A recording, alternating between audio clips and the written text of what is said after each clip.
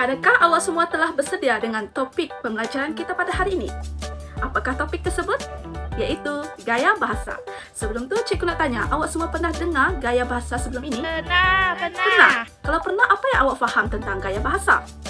Macam metafora, anafora. Ya, betul. Apa-apa yang awak sebut tadi merupakan contoh-contoh gaya bahasa yang akan kita pelajari sebentar lagi dan akan kita analisis dalam gurindam beberapa petua hidup.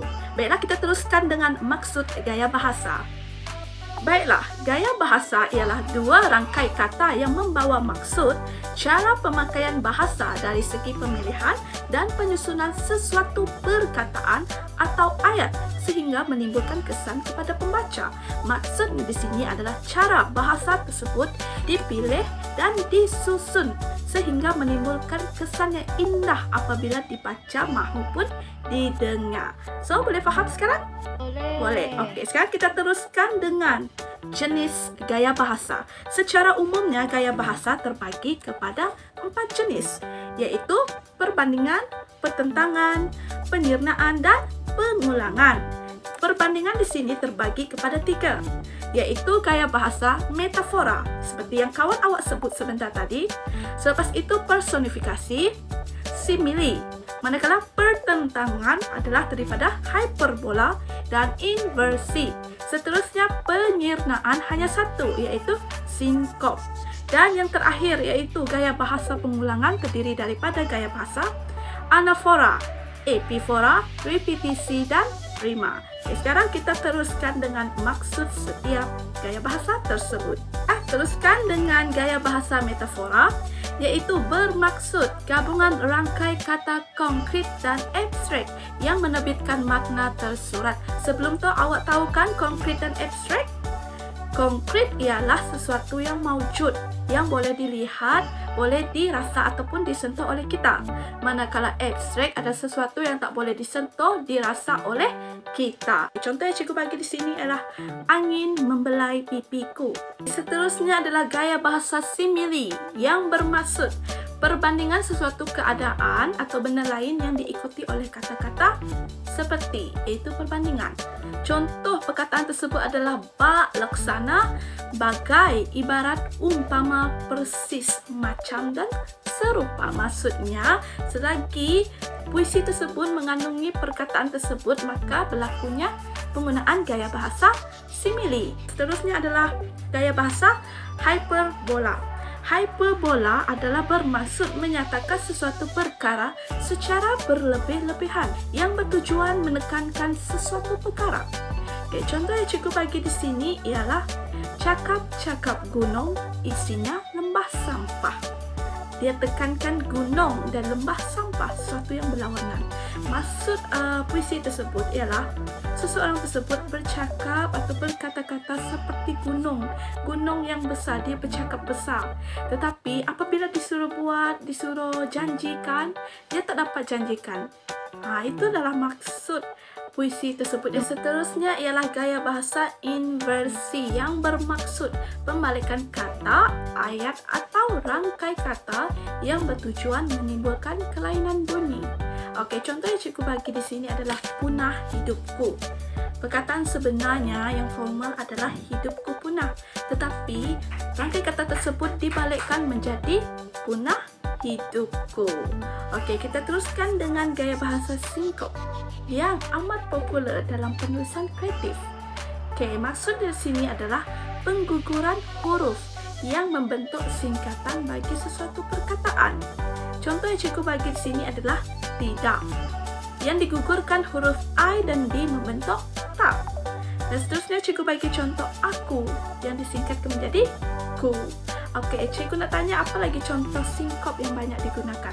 Kamu jadi mu, engkau jadi kau. Ya, betul. Kata kamu yang disingkatkan menjadi mu, manakala engkau disingkatkan menjadi kau. Itu adalah contoh-contoh sinkop. Okey, sekarang kita teruskan. Tapi, adakah anda semua masih boleh teruskan? Baiklah, kita teruskan melalui aktiviti match.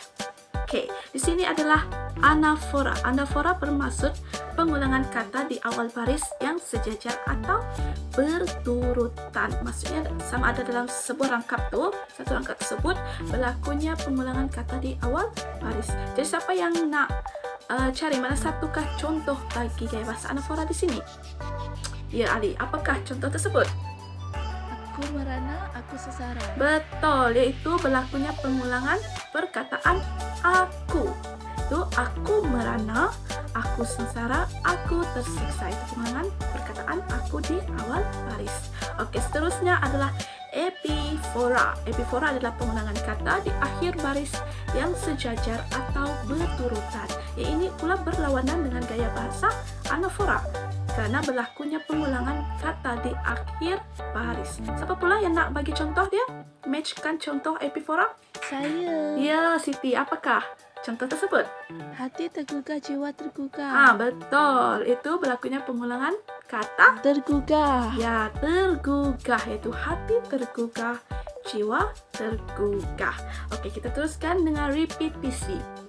Repetisi adalah pengulangan kata dalam baris atau ayat. Oke, siapa nak bagi contoh?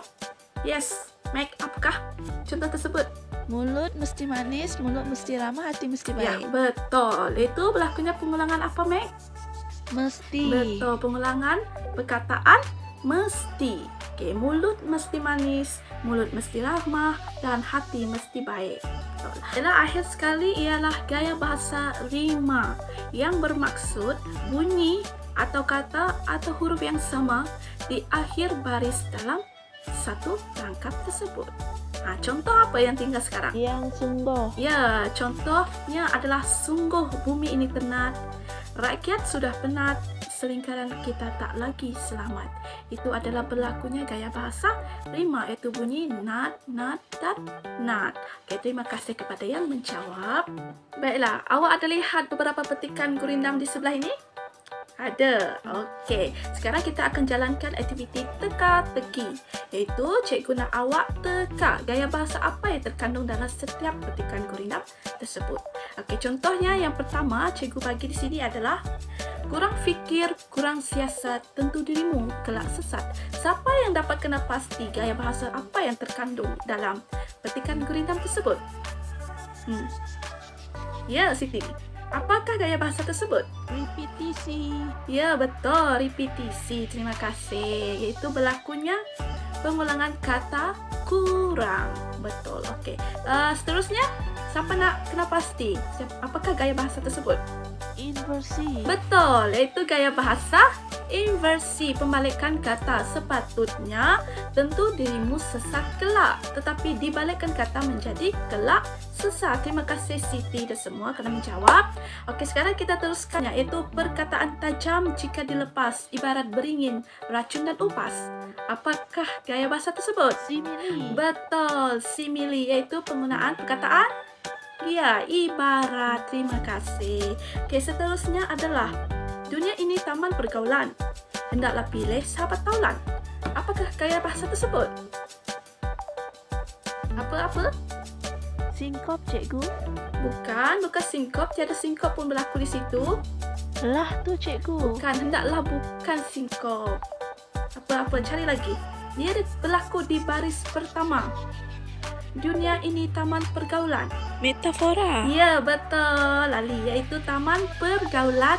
Berlakunya gaya bahasa metafora, iaitu taman adalah bersifat konkret, manakala pergaulan.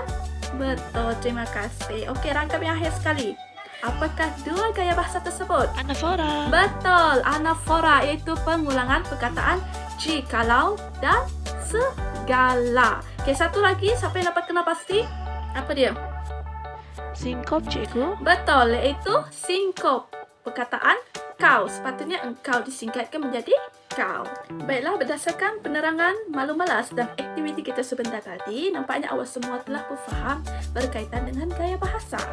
Jadi, sebagai penutup tirai pembincangan kita pada hari ini, cikgu nak ucapkan terima kasih dan tahniah kepada awak semua kerana dapat menjalani pembelajaran kita hari ini dengan baik dan lancar sekali.